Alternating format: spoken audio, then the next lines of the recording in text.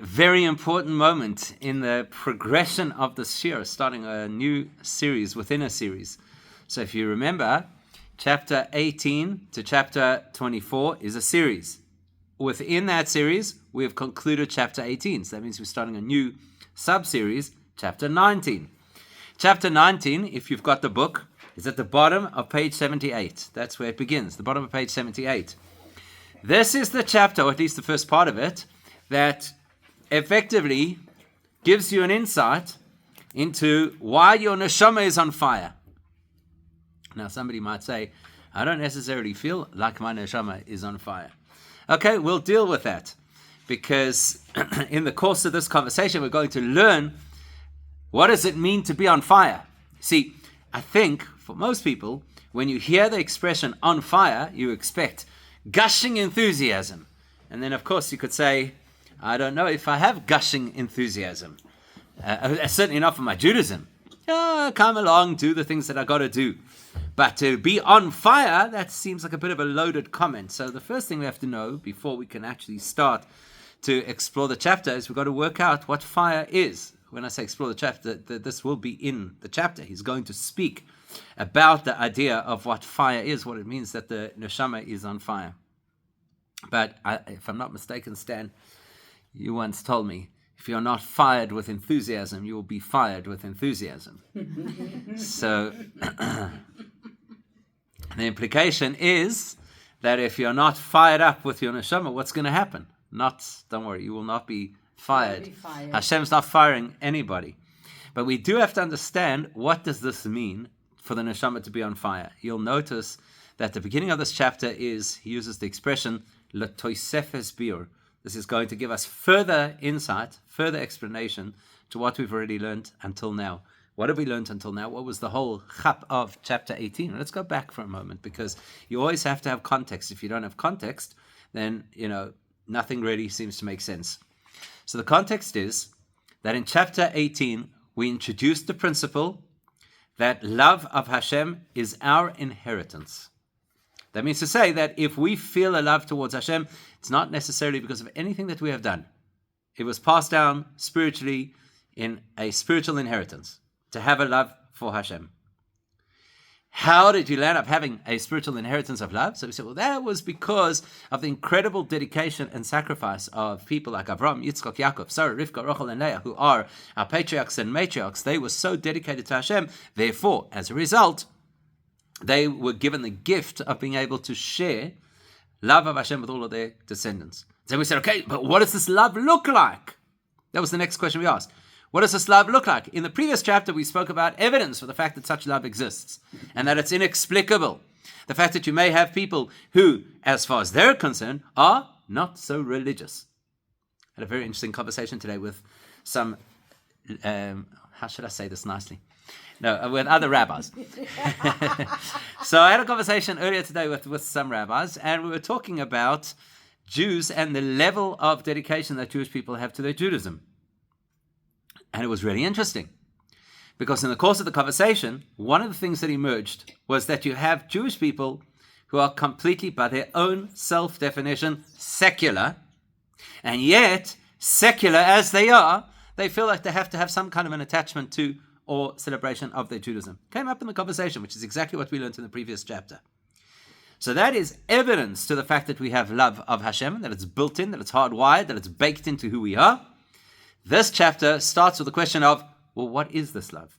Can I ask what is it? How does it work? Because we had the same question on Monday.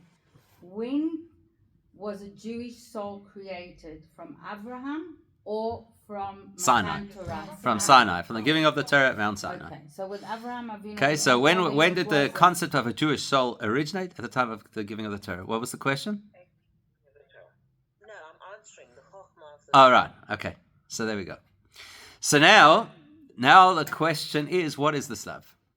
So that's why he starts off this chapter saying, Ulu Tosefes Bir. Let's explain this a little bit further. Okay, Tosefes Bir means we're going to give additional information, additional insight, additional wisdom as to what exactly this love of Hashem is. And in order to do that, you will know, from your own experience, you will know that in Judaism, the flame is a big motif in Judaism. It's a big symbol in Judaism. Where do we see a flame as a symbol in Judaism? The menorah? The menorah, right? It's very interesting. The concept of a Magen David being a universal Jewish symbol is very modern. So if you go to, let's say, for example, you go to ancient Jewish cemeteries. Like a few months ago, I was at the old Jewish cemetery in Prague. You go to the ancient Jewish cemetery in Tzfat. You go to the old Jewish cemetery in Warsaw, in Krakow. All of these places, there's no such concept as tombstones with a Magen David on them. Far, far more common was the menorah. Why? Because the menorah and the concept of the flame is a very central concept in Judaism. Where else do you see the flame as a symbol in Judaism?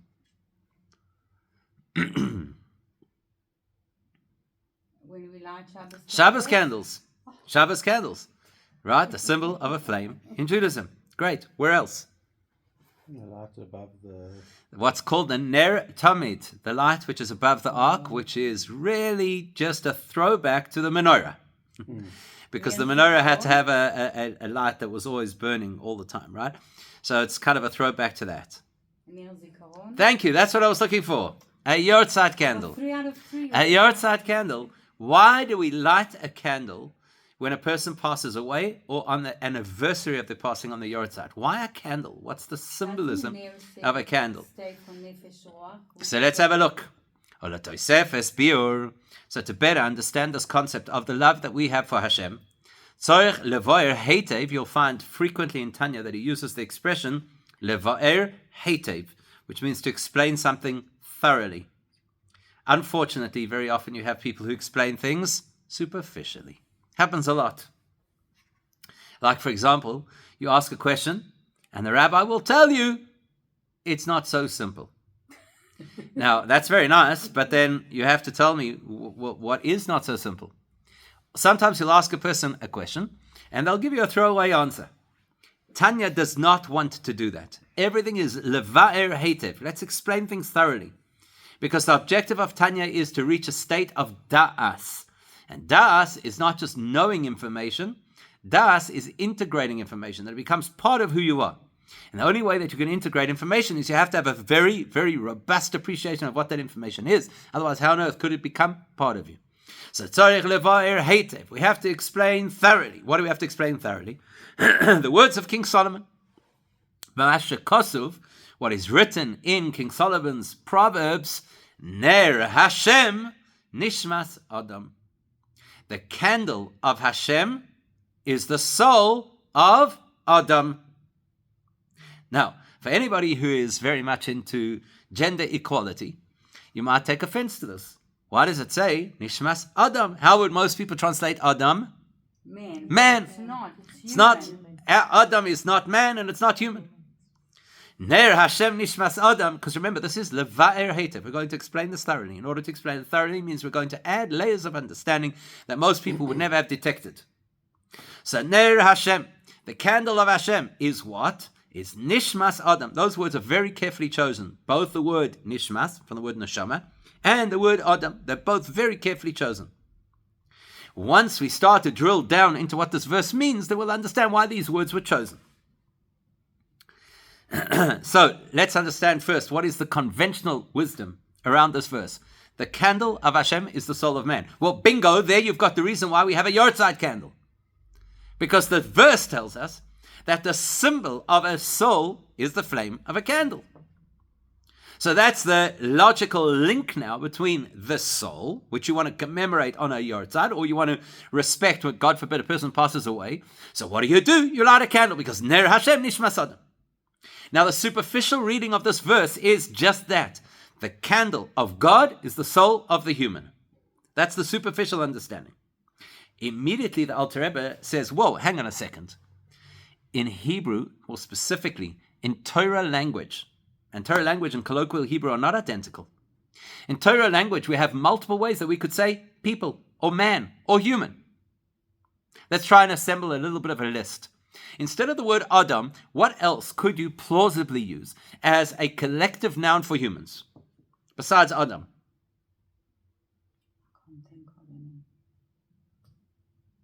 Enosh.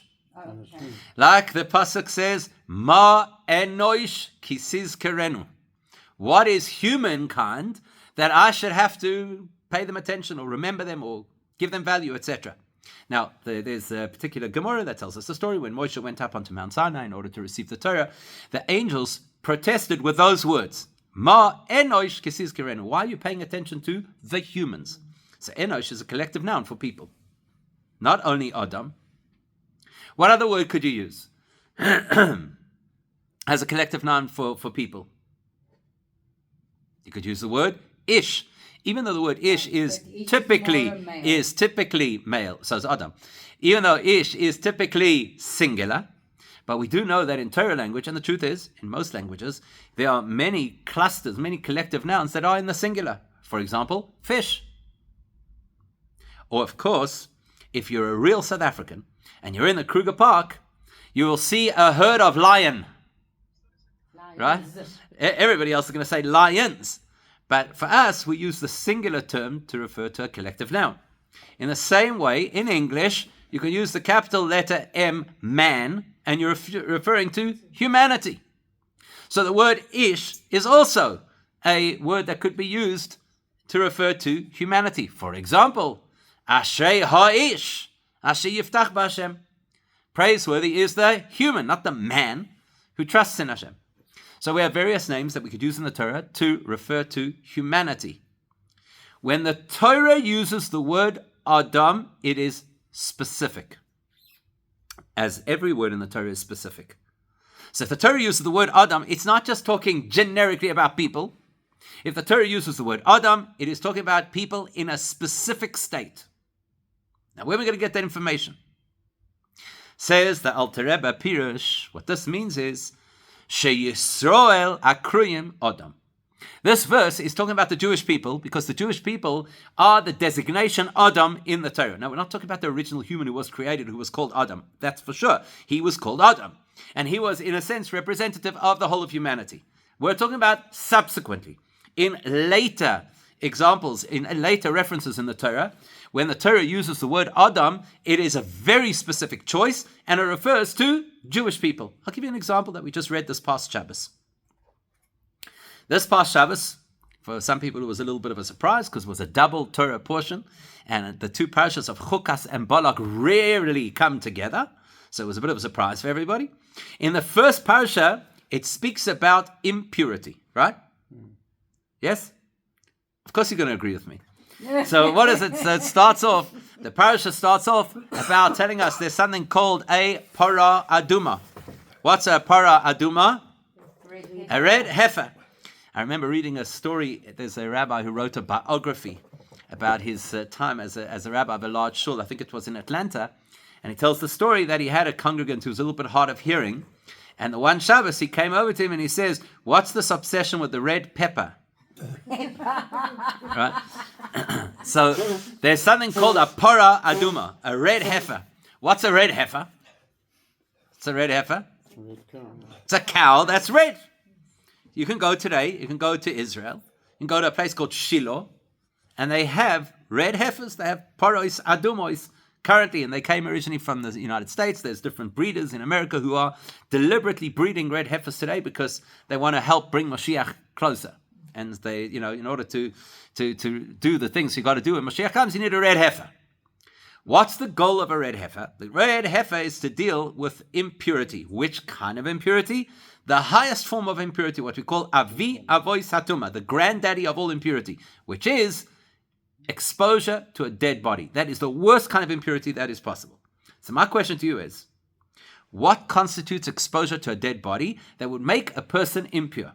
What would you consider exposure? Underneath the same. So you're already jumping 2 steps ahead, right? Which is correct.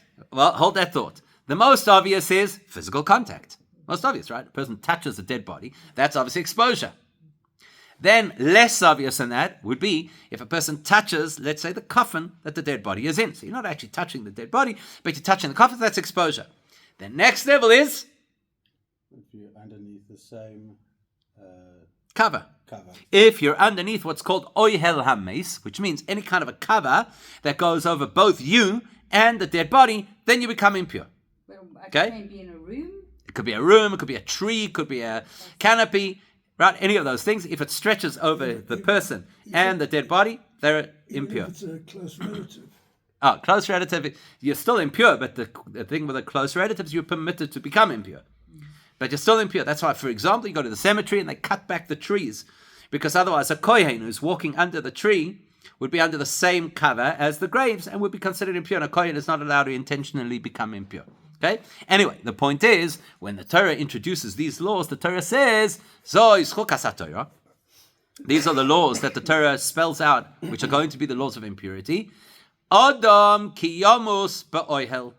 When an Adam dies under some kind of a covering. So oil is a tent, but it's symbolic of any kind of a covering. Then kol habo el ha'ohel v'kol asher ba'ohel yitma shivas yamim. That any person or any item that comes into that same tent will be impure for 7 days. In other words, there's something called tumas oihel, the impurity that is imparted without physical contact, just by being under the same roof as the dead body. In that context, the Torah said, Adam ki yamus ba'ohel. If an Adam dies in a room, then anybody who enters the room is impure. Says the Gemara, what is Adam? A Jewish person. That means there's no impurity from being under the same roof as somebody who is not Jewish. It's a unique law that only applies to Adam. Now, direct contact, if a person touches a dead body, it doesn't make a difference who the person is. They'd become impure. But under the roof, the one, because the Torah uses the word Adam, we now know that it's referring specifically to a law for the Jewish nation. Where do we get this from? We get it from a verse in the book of Isaiah, who says, Adam atem. He's speaking in Hashem's voice, as prophets do, and he's addressing the Jewish people, and he says, you are Adam. You are classified by this term Adam. In other words, what he is revealing to us is that when the Torah chooses the word Adam, it is talking hyper-specifically. It's talking about something that is relevant to the Jewish nation. Now, by the way, you can go back now and you can look in the Torah in various places, and wherever you see the word Adam, which is not that common, you will know that it's designating something which is only specific to the Jewish people. Based on that, let's plug it into this verse. Ner Hashem nishmas Adam. The candle of Hashem is which soul? The soul of Adam. This is a concept, as we're about to discover, that is a uniquely Jewish experience. Okay, what's the experience? We haven't worked it out yet. Does Hashem have an issue with the rest of the souls? No, we're not saying that. We're saying that this concept of being Hashem's candle, Hashem's flame, that is something which is unique to the Jewish people. So when we say that your soul is on fire means whatever the properties are of a flame, that is the nature of your soul. What does that mean? So he explains. Adam, the Jewish nation who are called Adam, Nishmasim Hilemashal, Ke'oir Haner. The nature of the Jewish soul is to behave like the flame of a candle. By the way, as we learn this next 4 words, you are going to solve one of the great mysteries of the Jewish experience. What's one of the great mysteries of the Jewish experience? So we take things for granted because we hang out in the Jewish community. But if you had to bring somebody in from the outside and they'd look at us, they'd say, what is with you people? I'll explain to you what I mean. I haven't spent a lot of time, actually, I haven't spent any time in other places of worship outside of the Jewish world, right? But I have some kind of a picture of what happens in most places. There's decorum. Somehow, in shuls somehow do not seem to maintain the same level of decorum. Right, you go into a place, people sit where they're supposed to sit, they stand when they're supposed to stand, they sit when they're supposed to sit, they bow when they're supposed to bow. Like people are very respectful. The Jewish people, you put us down in a chair in a shul, it automatically stimulates some kind of uncontrollable urge to move. Like the flame. Right. Okay? So what happens? I see it with myself. I'm convinced that it's painful to watch these recordings. Why? Because any normal person sits in front of a camera and they record something, they try and, like my camera has like this grid, you position yourself in the right place in the grid, and then you look like you're fairly central. You use your hands a little bit, maybe you have some visual aids behind you, whatever the case is, but pretty much you stay in the same space. a Jewish person starts talking words of Torah or talking words of davening, they can't stop themselves. Zoom in, zoom out, zoom in, zoom out. I can't imagine what it must be like to watch this thing. So I try as much as possible not to kind of like anchor myself, but you can't stop it. You watch, it's a fascinating thing. You watch a Jewish person. How do you know a Jewish person is davening in the middle of who knows where? Everybody else are quiet on the side. Nobody even knows. They put it. Us start moving. The second we davening, we start moving. The second we talk about Torah, we start moving. Watch the yeshiva bocha. You'll see them. I'm telling you, they ask them to say something about the parasha, they start moving. Even before they start talking, they start moving. So what is this business? What is this inability to sit still? So here he tells us, because it's Koraner shemisna'anea tomid lemaila betivoy. So the nature of a candle, and the reason we're comparing the uniquely Jewish soul to the flame of a candle is because they share the same properties. The flame is never still. It's never still. So to tell us that our soul is like a flame, it's not to say that it's Hashem's favorite brand of souls. It's to say that our soul behaves like a flame. It's never still. It's never still. That might be part of the reason why Jews are hyper-achievers, because we can't sit still and we always need to be doing something else and we need to be improving the world. And if we're not improving the world, we're complaining that nobody else is improving the world because we can't sit still. So the first thing you have to know about your neshama being on fire, that means don't expect to be settled. Fire and tranquility don't typically reside in the same space. That's the first thing you have to know. There's an urgency. There's a discomfort. There's an energy. There's a movement. And, as we'll see in a moment, there's an aspiration. That's a very, very big part of it, because the nature of the movement of a flame is always upward. That's why he says, look what he says. Shemisna'anei atomid. It's constantly moving. Lemaila, in an upward movement, in an upward motion. We'll get in a moment to the next word, betivoy, by nature. But before we get there, what does that tell you? So we know that not only in Jewish mysticism, you'll find this in other ancient philosophies. They always speak about 4 basic elements that all of existence is built upon.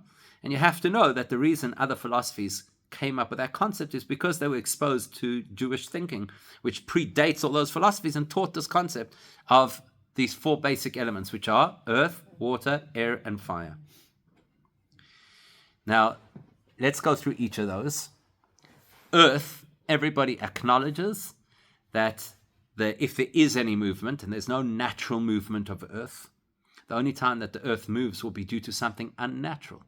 Apparently Israel forced the earthquake in Venezuela. Okay, you know so there you know it's unnatural. So what happens? So when does the earth move? Only when something unnatural happens. Earth is not supposed to move. It's supposed to stay where it is. So earth would never symbolize growth or aspiration. Water, on the other hand, by nature is always moving. But how does water flow? Always downward. You can't flow upstream. It's not possible. You can't reverse a waterfall. So even though it always moves in a downward direction. Air moves in all directions. So it could move horizontally, it could move up, it could move down. You get warm currents that rise, you get cold currents that fall. So it has the ability to move in all directions. Therefore, you can't say that the nature of air is to go up. Depends on the circumstances. In fact, when air rises, it's usually because of something external, heat, that's causing it to rise. The air itself is being heated by the Earth's surface, and therefore it's rising. Fire, by nature, always moves upwards. That's why one of the earliest lessons that you learn when you first fiddle with matches is that if you hold the match down, you have a greater chance of burning your fingers. Because the fire is going to go up. Fire will always move upwards. Now, why is that significant for us? Significant for a couple of reasons. Number one, it's significant because it defies gravity. Everything in our physical world is governed by gravity, to a greater or less extent. So the earth is completely governed by gravity, so therefore it doesn't move at all. Water is always going to flow downwards, so it's governed by gravity. Even air that moves in all different directions, it will still be held by gravity over the earth's surface, and it's not going to escape somewhere else into the atmosphere. Fire defies gravity. Not some of the time, all of the time. It's constantly pulling in the opposite direction. It's constantly pulling upwards. That's the nature of fire. Now, the truth is that if you examine a flame close up, and because flames are so central in Judaism, you get many opportunities to examine flames close up. Like, for example, when you're sitting at the Shabbos table and somebody decides that they want to give a very involved, complex insight into the parish of the week, you might find yourself staring at the candles for a long time. So when you stare at a flame, you know what you'll discover about a flame always? Is that flames have shades. So the closer you are to the wick, the darker it's going to be. And the higher you are away from the wick, the lighter the flame is going to be. So not only is the flame moving upwards, but we understand that the mechanics, the science of, or the physics of a flame is, it's got to be combusting something in order to live. So there's a wick that's holding the flame, and there's fuel that's being sucked up that wick, whatever that fuel is, and that's what allows the flame to live. So the point of contact between the flame and the fuel is going to be the darkest part of the flame. And the other extreme of the flame, the tip of the flame, which is going to be the brightest part of the flame, or the clearest part of the flame, is going to be the furthest from the stuff that's combusting, right? That part of the flame is also going to be the part that's stretching up the highest. So that tells you a little bit more about the neshama. Not only is the neshama, as we're going to see, comparable to a flame, and the flame is always pulling upwards, so we're going to learn that the neshama is always pulling upwards, but we're also going to appreciate that the neshama is not monochrome. The neshama has layers, it has levels, and depending on what level of the neshama you're dealing with will determine how much it's pulling upwards. Let's take this from a slightly different angle. So we've identified that there are 4 basic elements that all of existence are built on: earth, water, air, and fire.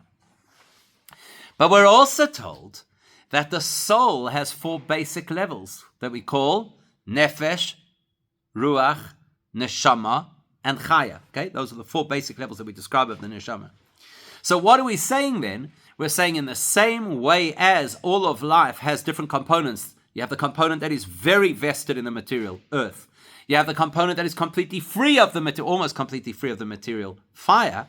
So in the same way, our neshama also, we're going to start making a comparison. So in the same way, our neshama has the part of the neshama that's very anchored in the physical and the here and now. And then there's the part of the neshama that is free of the here and now. But we're not at that point yet. All we want to know right now is that why did Hashem choose to use the metaphor of a flame to represent the neshama? Because it doesn't sit still, and because it's always aspiring upwards. So that's going to become the information that's relevant to us about our neshama. The neshama cannot sit still, and the neshama is always pulling upwards. Okay, those are the 2 things we need. But we're not ready for that yet, because there's another critical word that we haven't yet delved into over here. Let's go back. Shemis na'aneya tamid. The first piece of information we have about the soul is it's always moving, it's never still. Sorry, the flame. We'll get to the soul. The flame is always moving, it's never still. That's incredibly important information. It's agitating at all times.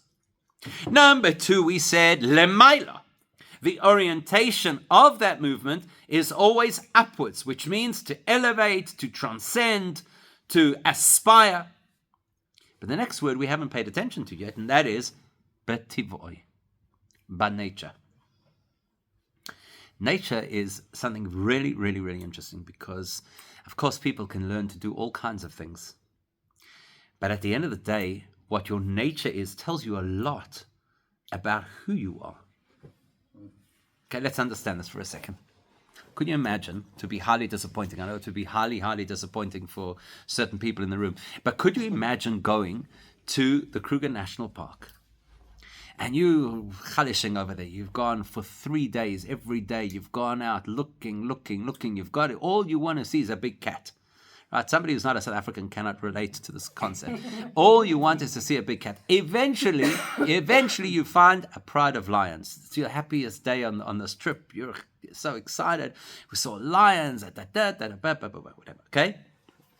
Could you imagine if now you see these lions stalking Nebuch, this poor little impala, defenseless impala?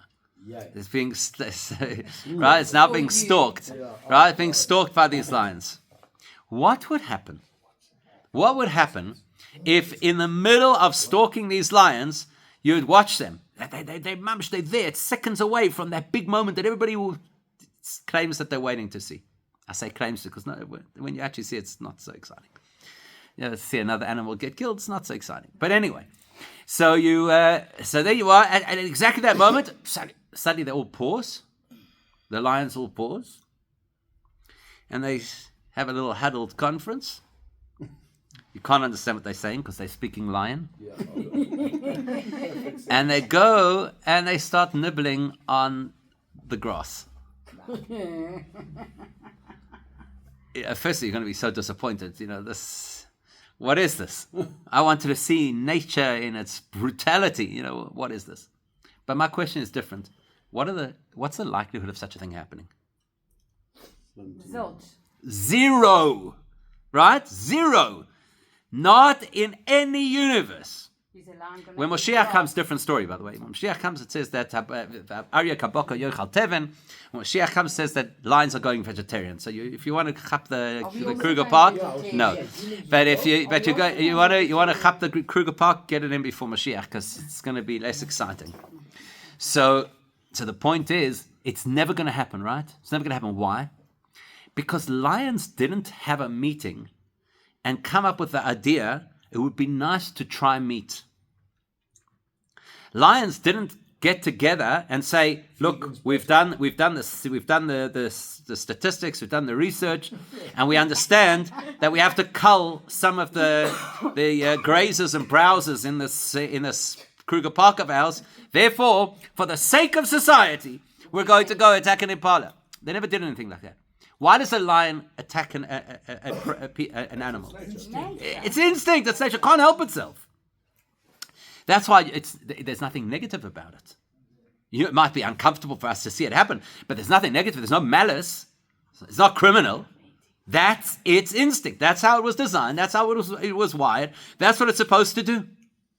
So when something is your nature, you don't have to think about it. You don't have to consider it. You don't have to work on it. You don't have to exercise. It just is your nature. You could improve your skills.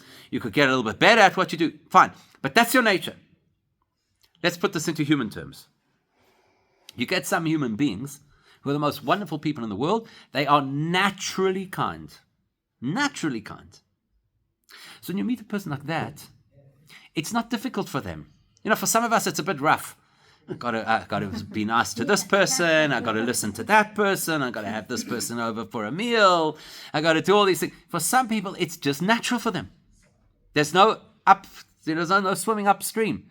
There's no difficulty. There's no friction. This is who I am. It comes naturally. Here we're learning that the flame, even though it's the only thing on material earth that naturally defies gravity, so you think, wow, how did you do that? Where did you learn that? Did Elon Musk help you? You know, SpaceX, what are you? How did you do this? But Tivoy, it's completely natural. There's no urge, there's no pulling, there's no exertion, there's no investment. It's just natural. This is what I do. This is what I do.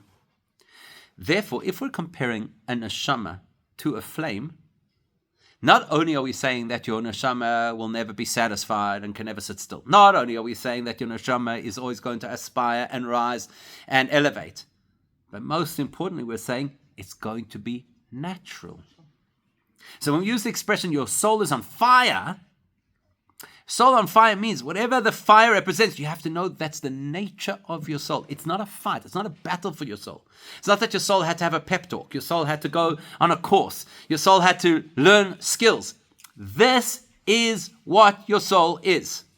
This is its nature. So to better understand the nature of the soul always moving upwards, we have to better understand the nature of the flame always moving upwards.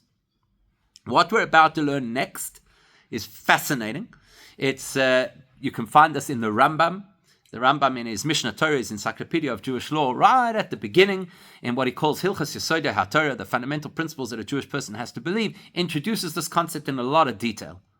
It is not a concept that is going to easily work or gel with the Western mind. So you kind of have to suspend your pseudo-scientific perspective on life for a moment and hear what the Rambam has to say. So what's he going to tell us? Mipnei she'or ha'esh chafetz b'tema lipored me'apsila ve'lidovek b'shosho l'maylo b'yesod ha'esh ha'kloli she'tachas galgal ha'yoreach k'mo she'kosu be'etz chaim. Why is the nature of fire to move upwards? Because the nature of fire is to want to escape the wick. Imagine that. The nature of fire is to want to escape the wick in order to be able to cleave to its spiritual source. What is its spiritual source? Yesod ha'esh ha'kloli, the generic element of fire, as opposed to the physical flame of fire. And where is that? Yesod ha'esh ha'kloli, where is it? It is beneath the earth, the orbit of the moon. Okay, what on earth are we talking about? This is like, here the Alter Rebbe quotes from Eitz Chaim, but the Rambam writes it as well. Eitz Chaim is from the Arizal, Kabbalistic. The Rambam is not writing it from a Kabbalistic perspective, although he does call this the secrets of creation that you're supposed to keep off limits for most people. But he does describe it in a book of Halacha, a book of Jewish law. Let's work this out. Why does, let's say I take a fistful of soil and I let it go, why does it fall to the ground? Nature. Yes, I know, it's nature. Why? Gravity. Yeah, the gravity. Gravity, right? Let's throw out the scientific terms for a moment and just try and understand this. Imagine you were trying to explain this to somebody who was not familiar with the scientific terminology. Why does the soil fall to the ground? Because we have a principle in life, which is things always return back to their point of origin. That's the principle. So, for example, the Gemara says it this way: Zroik chutra avira, la'avira, ha'ikra koi. If you take a branch from a tree, throw it into the air, it will always come down with the part that was attached to the tree first. It will always come back down. Obviously, it's heavier, but the principle is that things always return to their point of origin. So the point where it was connected to the tree, that's the part of it that's going to kind of fall to the floor first. Shlomo HaMelech, King Solomon, says that all rivers lead to the sea. Same concept. The sea is supposed to represent this big mega body of water on earth. Streams and rivers are only minor tributaries of water on earth. So where will they flow? They'll flow back to the point of origin. Everything is drawn back to its source. You can see this in humans as well. Take somebody from South Africa and transplant them into Perth or Atlanta or Toronto. Come back 40, 50 years later and bring that person a shtickle cook sister. And you bring them back 50 years like they never left. In Biltong. Right? Or Biltong or whatever the case is. Everything is designed in the world to gravitate back to its point of origin. In the physical world, the point of origin of most things is below. So, for example, if I say, look at that tree, where's the point of origin of the tree? Under the ground. It's actually not the roots. The point of origin is the seed. But the point of origin is underground. So where's all the nutrition of the tree coming from? Point of origin. People always, what they say, birds of a feather flock together. People always go back to the point of origin. They look for familiarity. They look for something where they belong, where they came from, what they connect with. Fire has this incredibly unique urge, no different to the urge of water to flow towards the ocean. Not that it's a conscious urge. That's what we say. When it's nature, it's not even conscious. It's not like the lion thinks, I should hunt. It's not conscious. It's instinctual. This is what I am. So in the same way as water will flow towards the ocean, in the same way fire is always rising to try and get back to its point of origin. Its point of origin is described as Tachas Galgal HaYarech, under the orbit of the moon. What does that mean? I have no idea. You think it would be the sun. You think it would be the sun, right? You think You think it would be the sun, right? So I'll tell you a theory. I don't believe that this theory has any source, but we know, as humans living on Earth, we know that the nature of our atmosphere, which you could say is under the orbit of the moon, is that the atmosphere, as it thickens from outer space, where there isn't that density of air or whatever it is, creates friction. That's why when you re-enter the atmosphere, things burn up, right? So it could be in the same way as a stone. You take a stone and you knock it against another stone and it produces a spark. So you could say that is the origin of fire, right? That's how we produce fire. We produce fire through friction. So perhaps in a similar manner, perhaps when you re-enter the Earth's atmosphere, you've also got that kind of friction that produces fire. Maybe that's what it means over here. The Rambam doesn't say that. The Eitz Chaim doesn't say that. Of course, they didn't speak about traveling to the moon and coming back, but they didn't speak either about asteroids burning up in our atmosphere either. So the point is, whatever it is meant to be, this Yesoid Ha'esh, let me explain something which is very important over here. When you talk about the point of origin of something, it doesn't look like the product. Understand what I mean? So it's very easy to understand this in the concept of a spark versus a fire. So if, for example, I have a fire, let's say I've got, whatever, I make a bonfire. You understand that that fire is obviously in a particular format, which is heat and light. And you understand that if you had to introduce liquid into that format, you would no longer have a fire. So basically, if you hose the fire, you no longer have a fire. What happens then if you have a coal? And the coal is really, really, really hot. But it's in the daylight, so you can't tell that the coal is hot. Doesn't look like a fire. It's not as obvious, right? Yeah, it's got fire in it. It's got fire in it. So what's going to happen if you hold that coal? Because it looks, it's white. How bad could it be? It's white, right? You pick it up. You'll know very quickly that it has fire in it.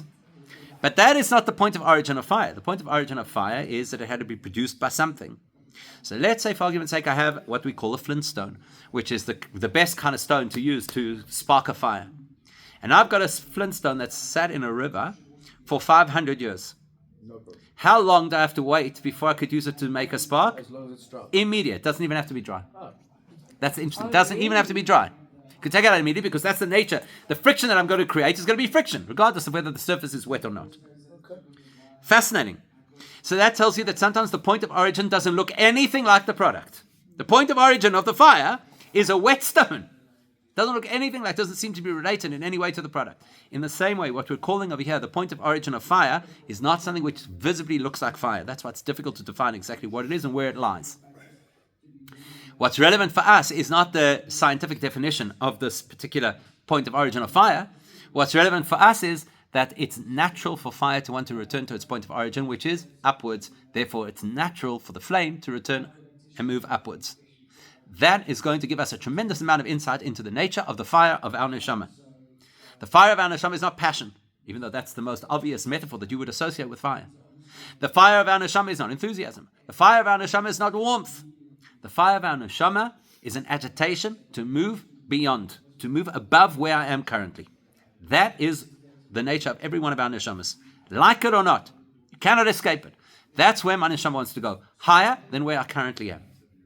That's only the beginning of the discussion about what the fire of our neshama is. And we haven't even concluded yet the conversation of how it works in the flame. And until we really understand how the flame works, we can't really understand how the neshama works. But that will have to obviously continue. Please God, next time.